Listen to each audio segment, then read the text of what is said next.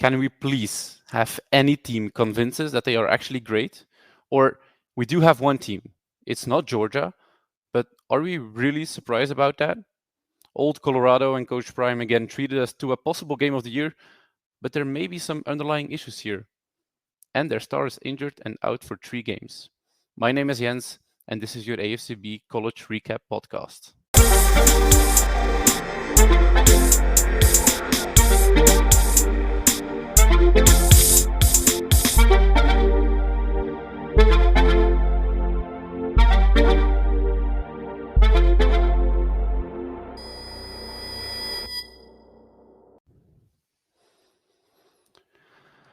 Maybe on paper, we've had one of the least weekends we could have scheduled. I mean, we're 3 weeks into the season, and you always have this 1 week where you don't have as many games you were looking forward to. But still, it's during those weeks that a lot can happen, and you can maybe draw some conclusions. And drawing conclusions is what I've been doing with Dirk for the past 2 weeks.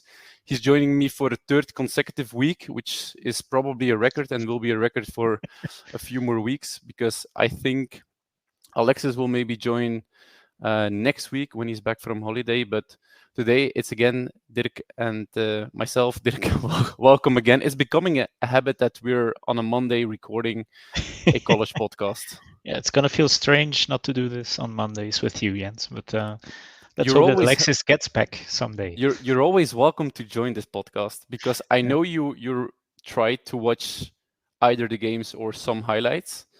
But what did you do this weekend? Was it a weekend where you sat in front of the TV from 7 o'clock, or were you a little bit buzzed at 12? I think I was busy Saturday night around 6 o'clock, so when the regular games kicked off. But I was at home around 9, which was around the time when the Georgia game kicked off.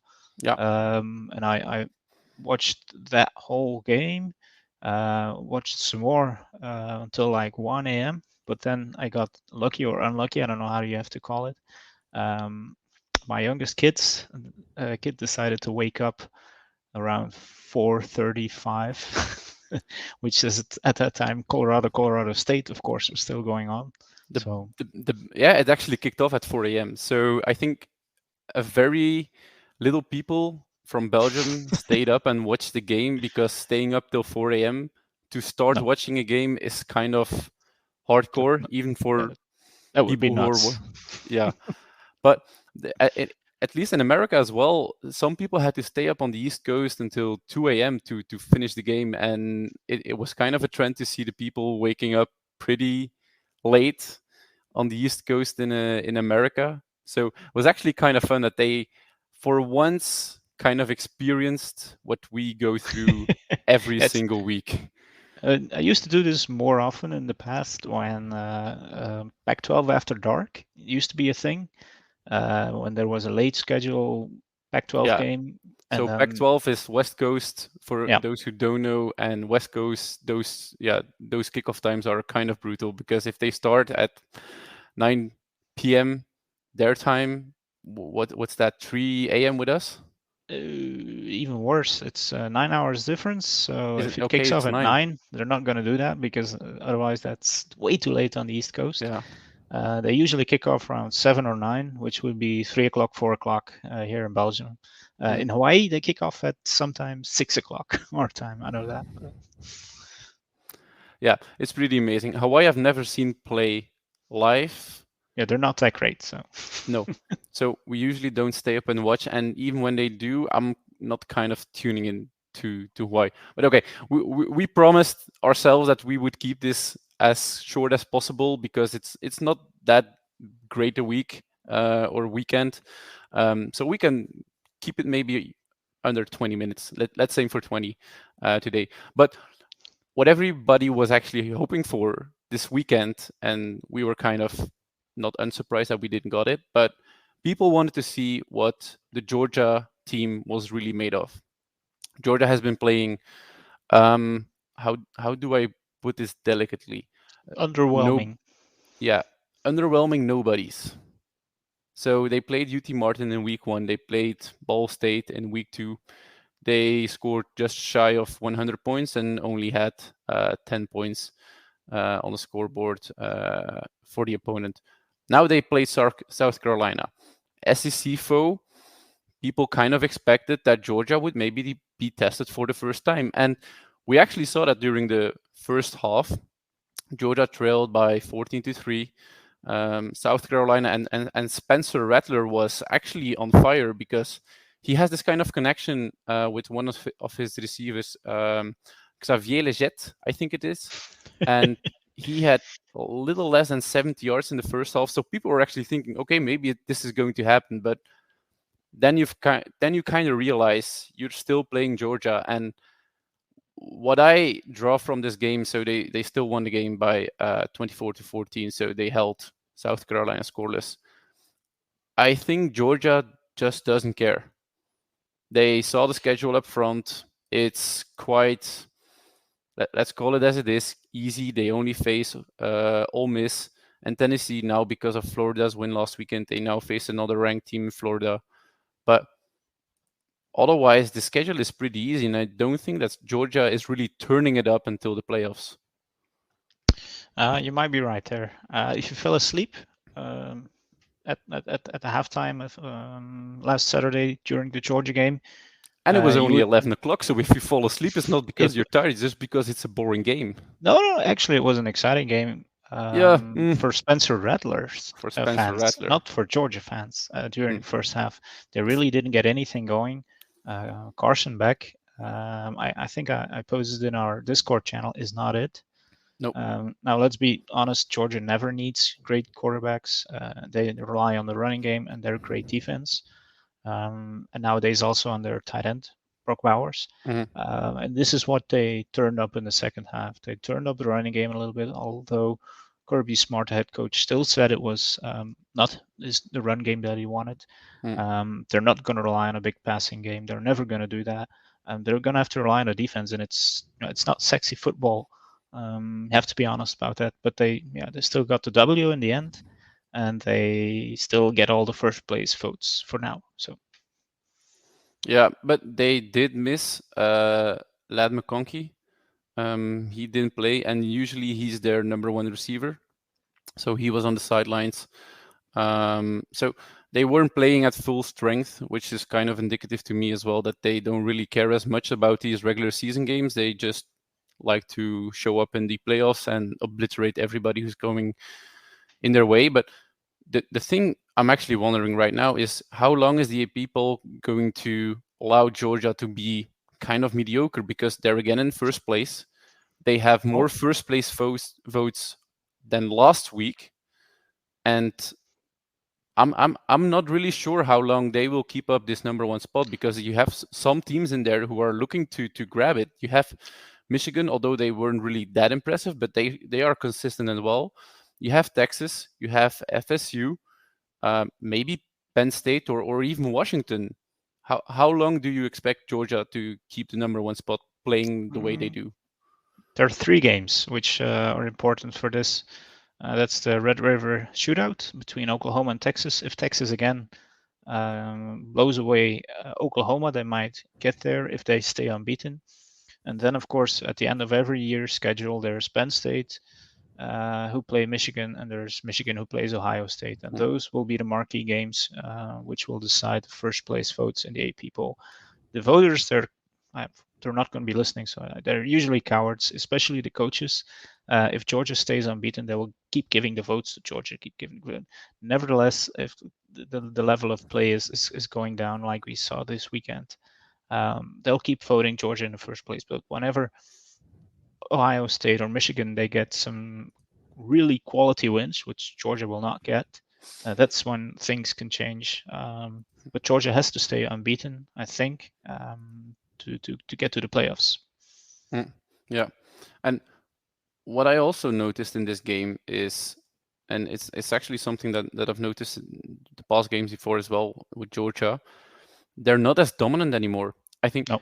Can you tell me one person on the defensive side, because when we're talking Georgia, we're talking defense, who's like this absolute game wrecker? Put him in, and he's going to dominate everything. And we're usually thinking about Jalen Carter, Jordan Davis, who were their best defensive linemen in the past two drafts.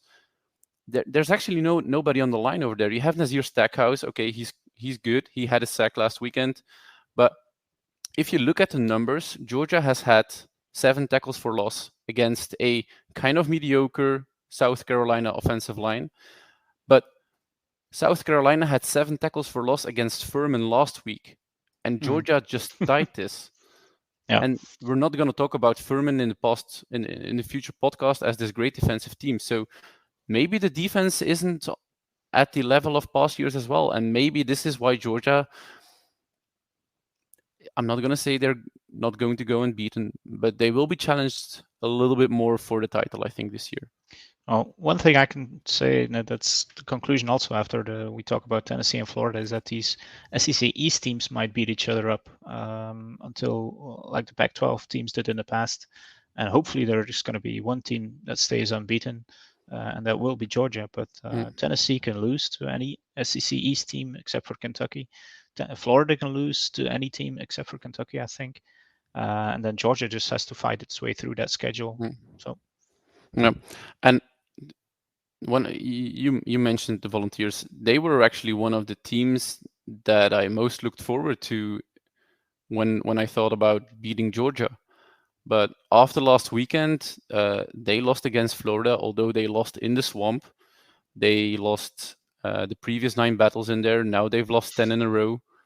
They lost 16-29, and everybody thought that this Tennessee, and we put it in the preview as well, they had to get something going because they lost a little bit too much in the offseason with Jalen Hyatt and Hendon Hooker.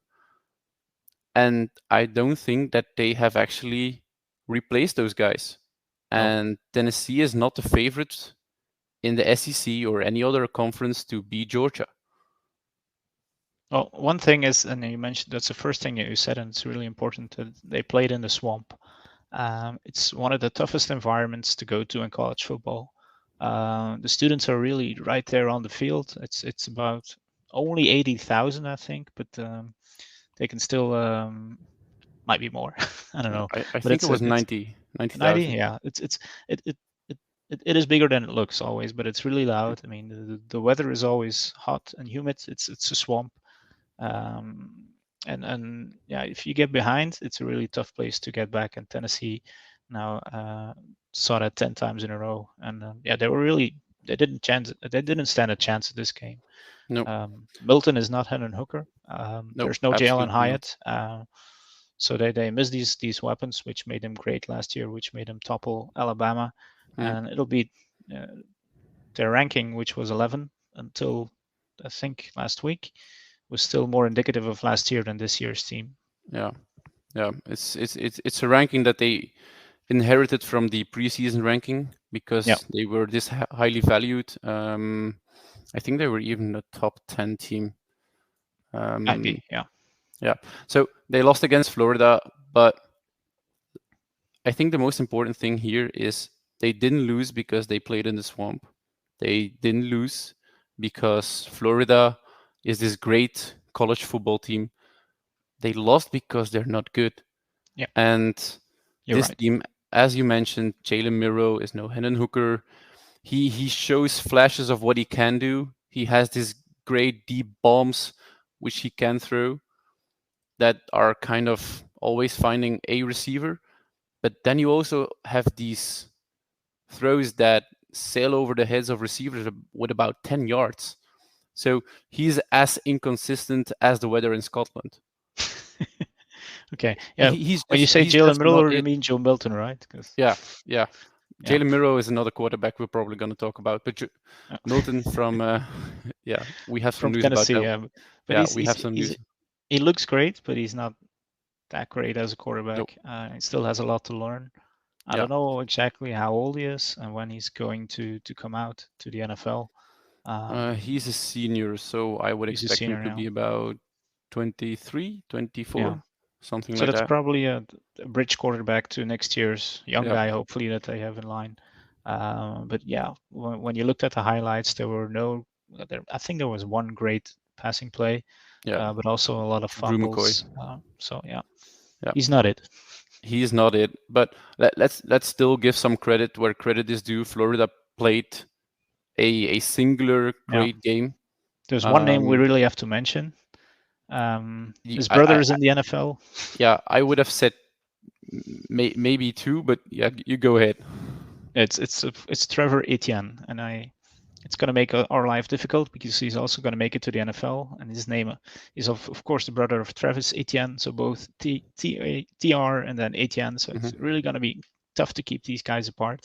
Hmm. But he really slashed the Tennessee defense. I mean, I looked it up. He's only 5'9", but he's 205 pounds, so that's quite sturdy for that height, and he breaks tackles. Yeah, like anybody can do it. So it's really impressive to watch.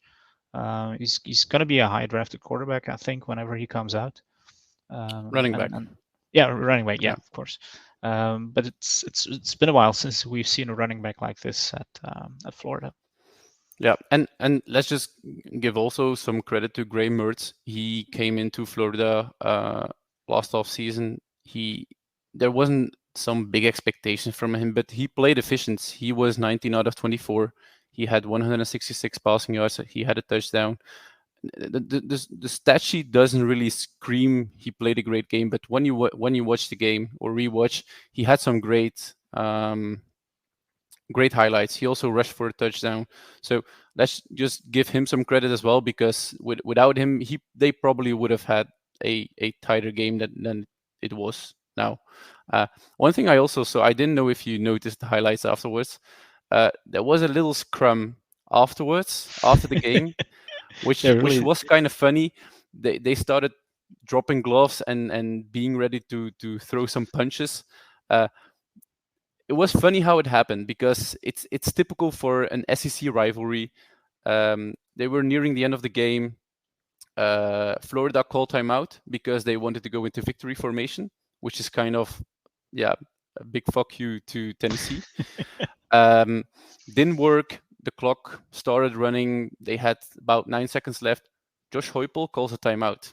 The clock stops, and Florida has to run another play. That's Everybody's silly. That's just silly. Yeah. That's silly. It's pretty funny, but it's silly. But everybody's actually kind of surprised what's happening, because you saw people already going to the middle of the field to do the obligatory handshake afterwards, and they had to go back to their own sidelines and run another play.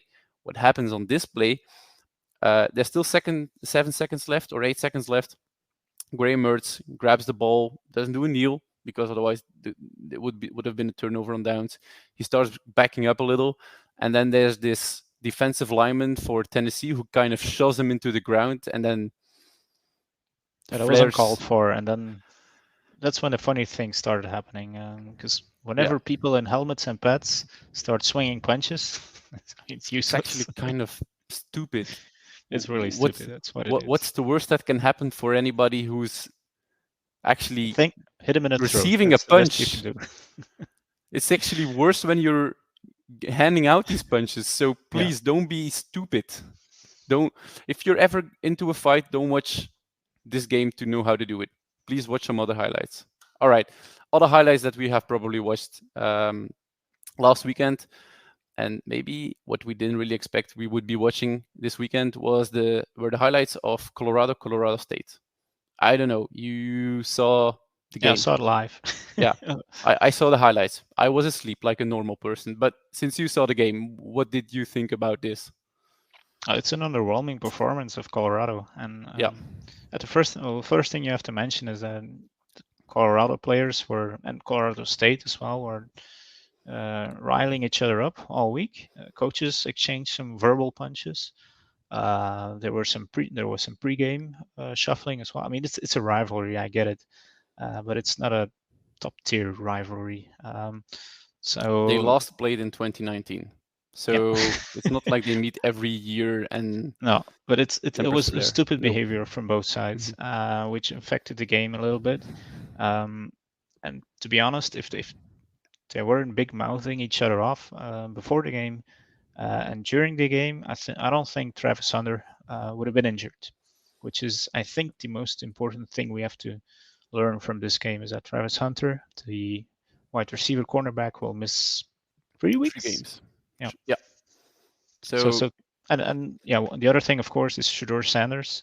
Again, I didn't really notice it, but he doesn't miss any throws. I no, mean, his numbers again were great. Even 38 for though Colorado 47. as Yeah. a team was not great, they have a shitty defense. Um, but yeah, he stepped up again. The last drive is something to watch. 98 yards. They crossed the Mhm. fields on like a minute and a half, and that ended with a 2-point conversion, which he also converted to a to me unknown tight end. Harrison, I think, is his Mhm. name. Yeah, Michael Um, Harrison. so yeah, important victory in overtime for Colorado, but of course not great because Colorado State is a weak team. But okay, 3-0. Mhm.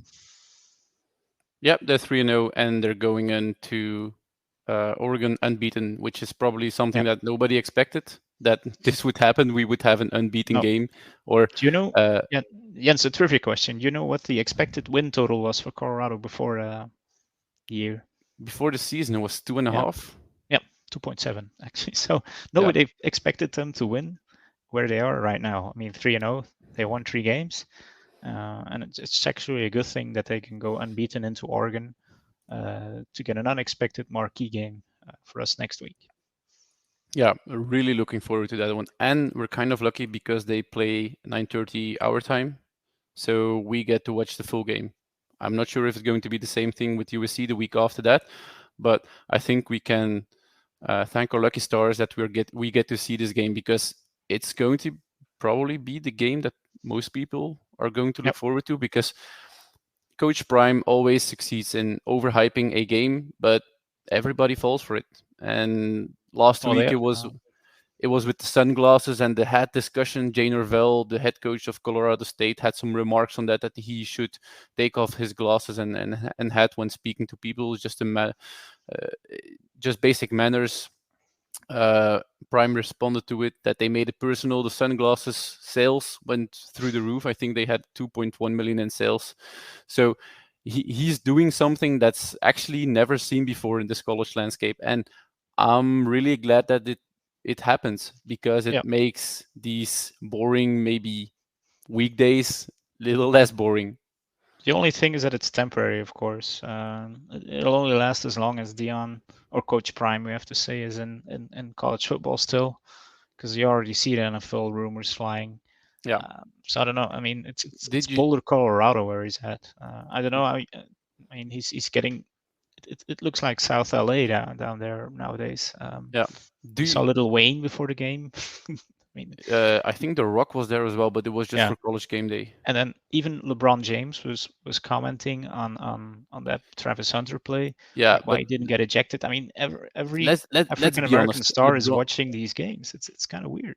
LeBron James comments on anything that happens during the week because he He's likes the got nothing attention. else to do.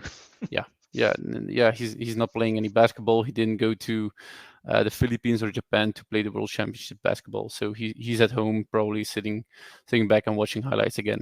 Um, One thing that's probably still quite important, and we kind of talked about it already, not voluntarily.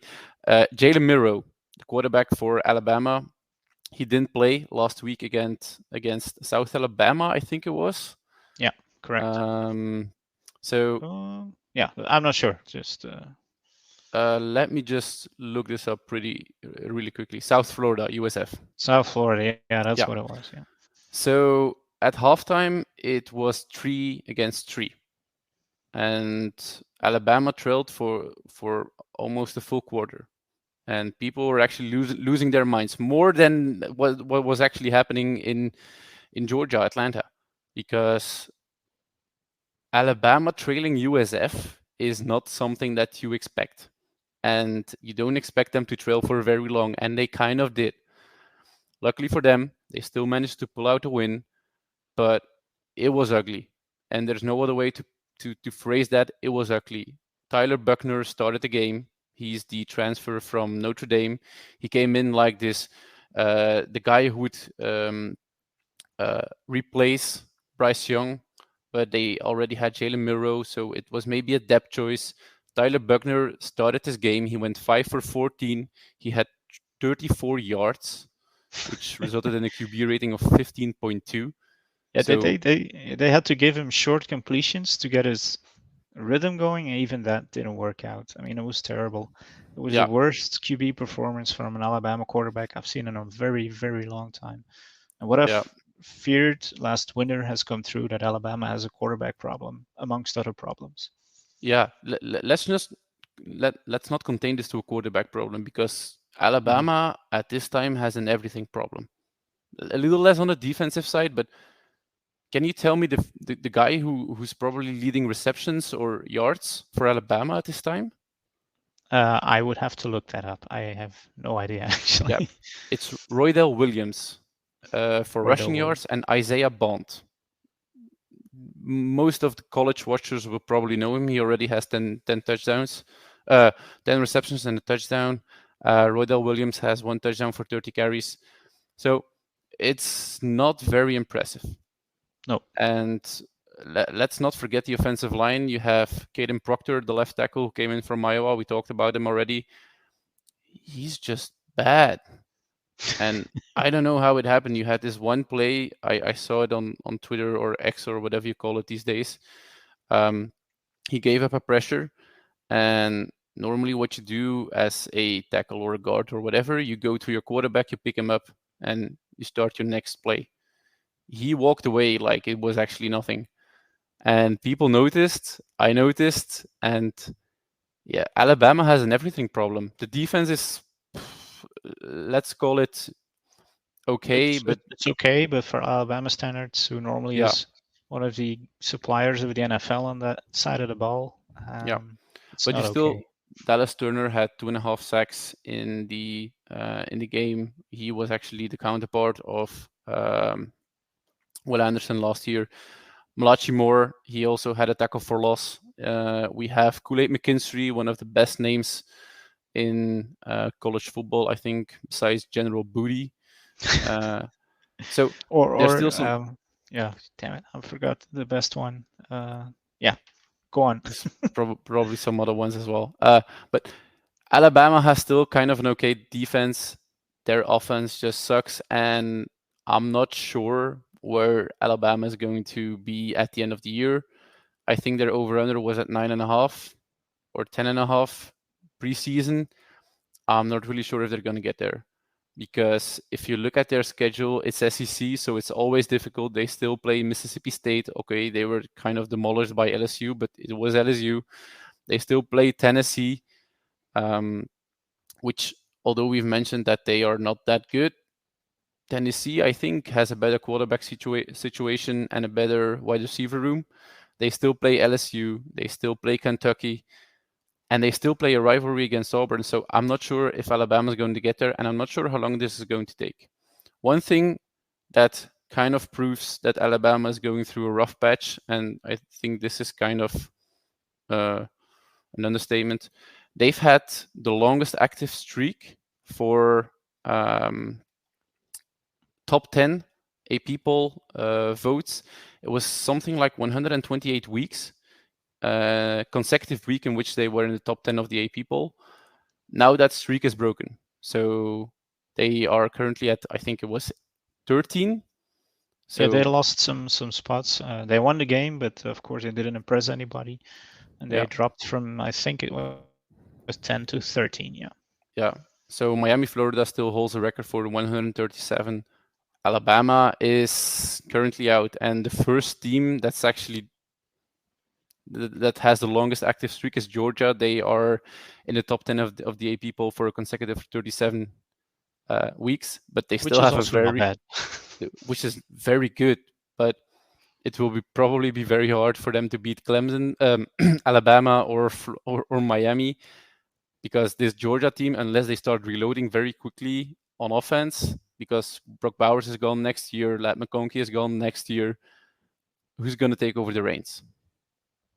All right, We'll have but to see. yeah, well, I'm actually looking forward. Is there any other game that you watched last weekend that drew some attention, or you have some talking Mm, points about? I still have one, and I talked about it in the intro.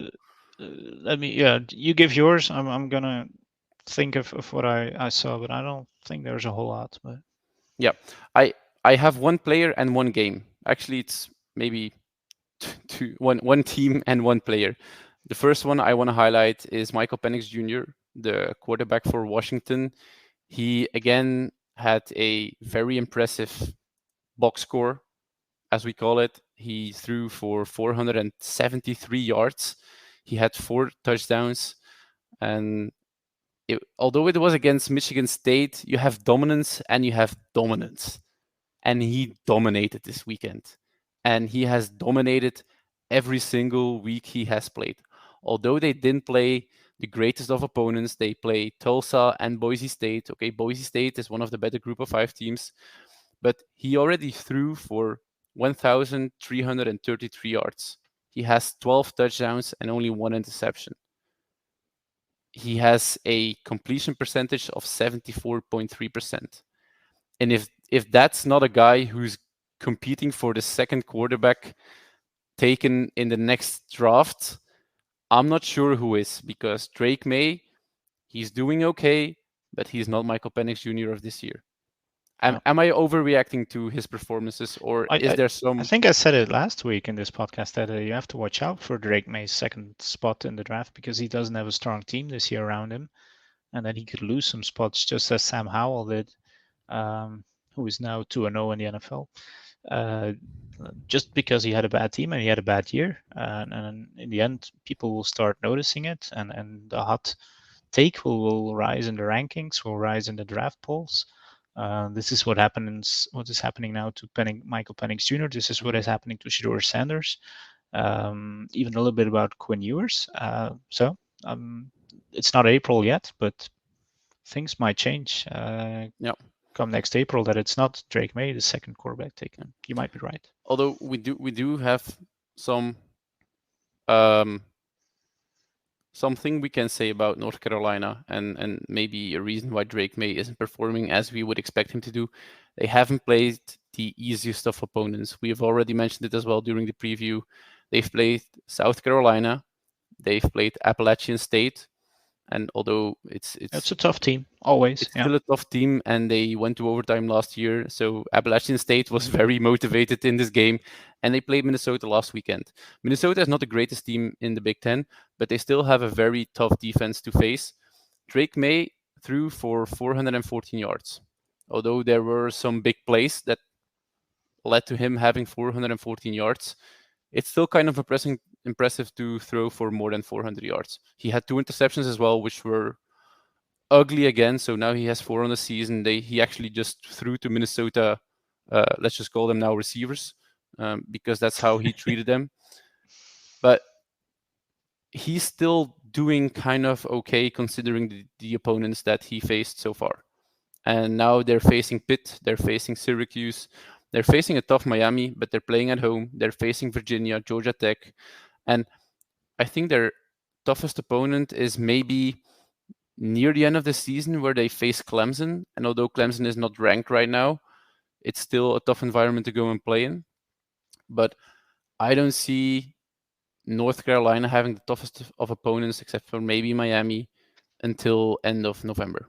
So maybe we can talk about Drake May in a month again, where he's top 3 in the Heisman and maybe back again as a solid number 2. One other player, or actually 2 players I wanted to talk about. 2 Tigers, LSU Tigers. Malik Neighbors.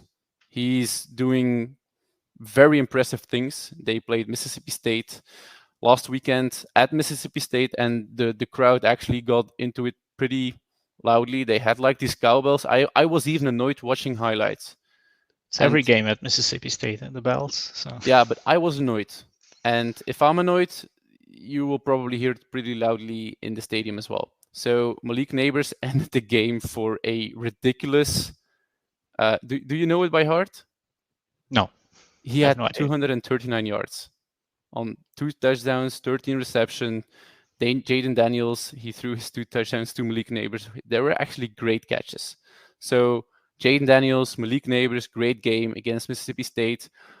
LSU is finally finding its footing again, and like I said with Michael Penix, you have dominate and you have dominate, and now they really dominated Mississippi State. They play Arkansas next week, who are like a little bit behind the middle of the pack. They play Ole Miss, so two opponents in which they actually can again prove that they are worthy of the SEC West title, which is kind of, it's open to me, but LSU still has the best chance for me to win this SEC West and face Georgia in the SEC championship. I don't know if they're gonna win, but if this LSU team starts to figure it out and their secondary isn't burned as much as Major Burns was against Florida State University. That's one of the names I was looking for, Major Burns. Major Burns. Maybe they have a shot at knocking down Georgia and being in the playoffs because they lost against Florida State. They are currently ranked 8th. It's, if you lose against a team, it's better going to be a team like Florida State. All right, we're actually at 35 minutes, so it's 15 minutes above the 20-minute target. Luckily, I did not do this alone. Otherwise, it would have been an hour. I don't know, Dirk, do you have any other remarks? Because there were a lot of games as well, a lot of players.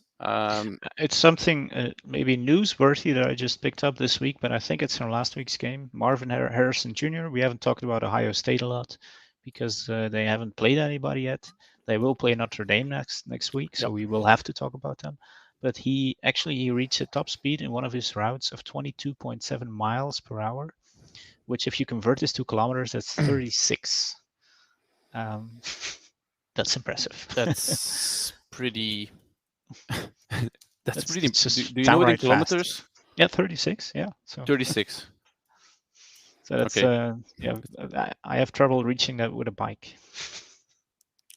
Maybe you should take your bike out more. I know. Just to go. Regular people will have problems reaching that speed with a bike. Okay. Just it's stupidly fast, and we haven't seen him doing anything ridiculous this season, but maybe next week. So. Yeah. Okay. All right. So what can we still expect? College football is up and running pretty well. Next week, it's probably a weekend where you probably should sit down in front of the TV, because we have six matched or ranked teams that are going to face each other. We would have had 7 if Clemson wasn't so absurdly bad against Duke. But we have Iowa, number 27, at Penn State. We have UCLA at Utah. We have Colorado at Oregon, as we've mentioned. We have Ole Miss at Alabama. Great game. Jalen Miro looking for redemption. And we have Oregon State at Washington State. Clemson would have played Florida State. Now it's not a ranked matchup, but it's a kind of record, or it's tying almost a record, because 7 is the most ranked matchups that we've had in a week. But having 6, that dates back to November 11th in 2017, where we had 7, but we've never had more than 6 in the last, or at least 6 in the last 6-7 years. So it's a pretty great weekend to go and sit down in front of your TV. And the good thing is that the good matchups are spread out for us in Europe. I think Florida State and Clemson kick off at 6 o'clock. 6 o'clock, yeah. At 9:30 mark, there's Colorado and Oregon, as we mentioned before. UCLA, Utah, and Ole Miss, Alabama. Yeah, I'll just 3 start at 9:30. See what I'll take. I'm really looking forward to Oregon State, Washington State at 1 a.m. as well. Me too as well. Because we'll Cam have Ward to see... is playing a hell of a season, quarterback of Washington State. And then we'll have to see DJ Wangagale, who we've all forgotten how he's doing. And then even if you're tired, he hasn't done well in the last week. Okay, I think he had like a 50% completion percentage. So we're looking forward to Cameron Ward in that game. Okay, and then just skip that game and wait until 1:30 and when Ohio State and Notre Dame kick off. Because we'll talk about Sam Hartman, I think, next week. Yeah, and actually, although they are indeed ranked, Iowa, Penn State, the defense of Iowa against the offense of Penn State, I'm really looking forward to that one as well. And Iowa scored more than 25 points last weekend. They had 41, which is probably some kind of record in any book. But Iowa scoring more than 25 is actually On a something really that's, bad defense, that's what you have to remember. yeah, but they still scored more than 25. I think that's the one thing that we can remember. And I think on that bombshell, we can actually close down the podcast. Everybody, thank you for listening. If you're not already subscribing or Give us a seeing our, review. Yeah. yeah, We're and gonna you we're should, gonna number these college podcasts separately from our regular podcast. So this was a third AFCB college podcast. So yeah.